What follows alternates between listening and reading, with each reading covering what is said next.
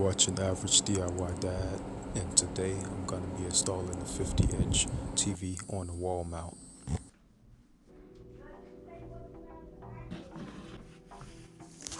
I'm starting out with this tool called a stud finder.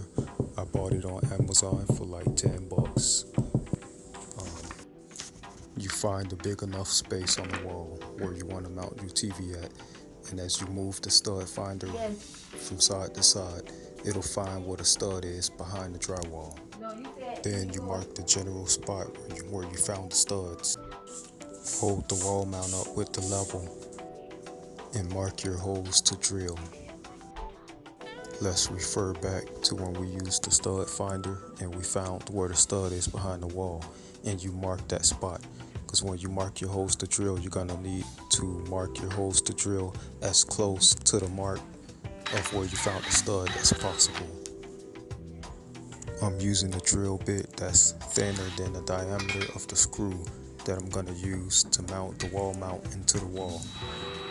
But it's thick enough to make some space for the screw without cracking the stud. Now it's time for the real thing. I'm going to position the wall mount and drill my first screw in. You can tell it's drilling through the wooden stud behind the wall, because if you notice, there's resistance and you can hear the drill trying harder. If you miss the stud, it'll feel like you're drilling through cardboard, and you'll be able to wiggle the screw using your fingers.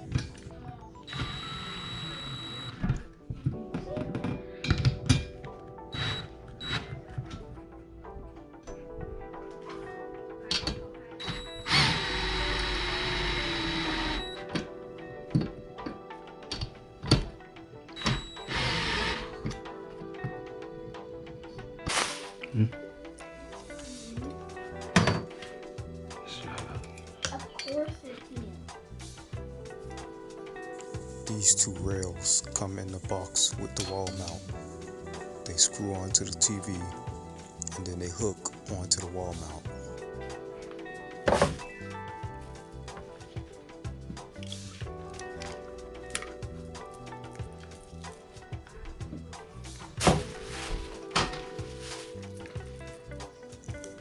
There's 4 little holes in the back of your TV. 1, 2, 3, 4. These 2 holes are for one of the rails. The rails have holes from top to bottom, allowing you to decide how high or low you want to mount the TV onto the wall mount.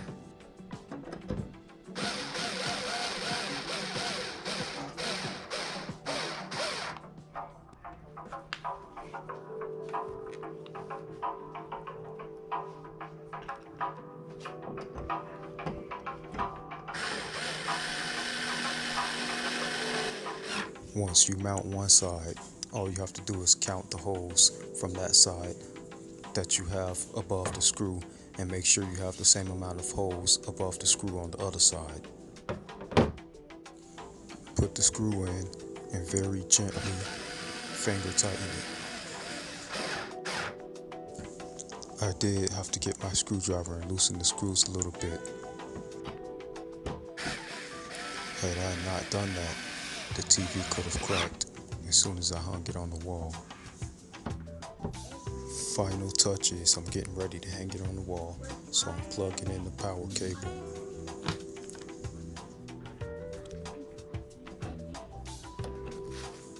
As well as any accessories I might have, including a fire stick or this Chromecast device.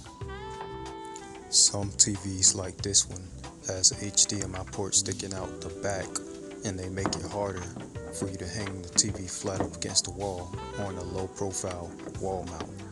This TV happens to also have HDMI ports sticking out the side, which makes it very easy to hang the TV flat up against the wall using a low profile wall mount like I have here.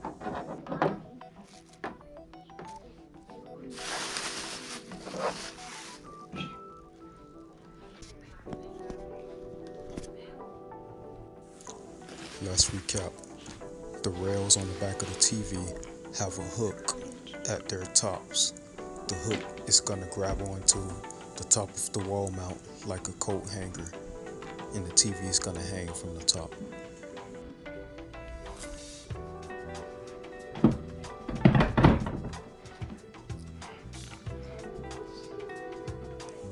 Once the TV is hanging from the top like it should be, there should be two pull strings hanging from the bottom of the TV. Those rails we screwed at the back of the TV have spring-loaded claws at the bottom facing upward. Those two pull strings hanging from the bottom of the TV slide the claws down.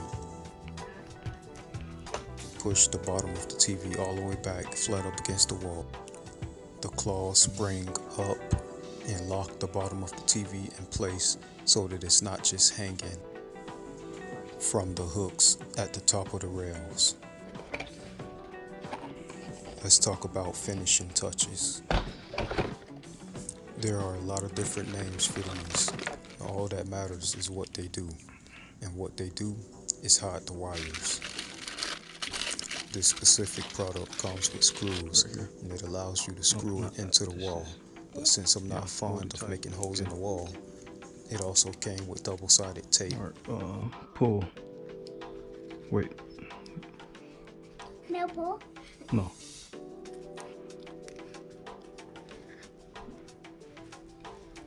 Come yourself.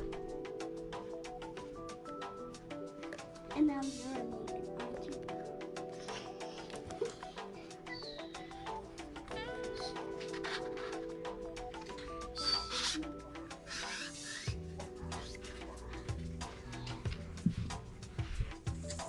I'm using the lever for this too, because I always think I have it right until I see that I don't.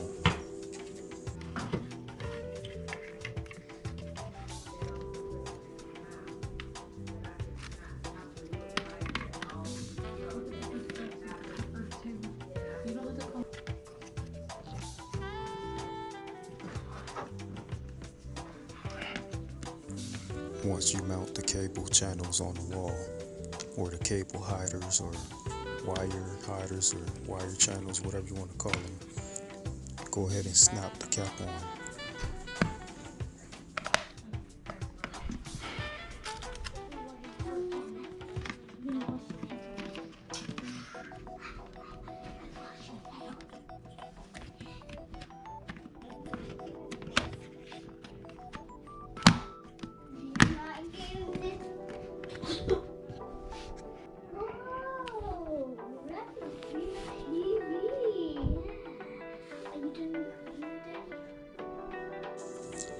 Don't forget to tuck the pull strings.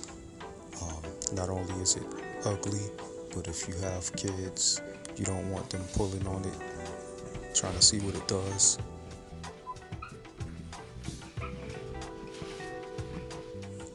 And that was the finishing touch.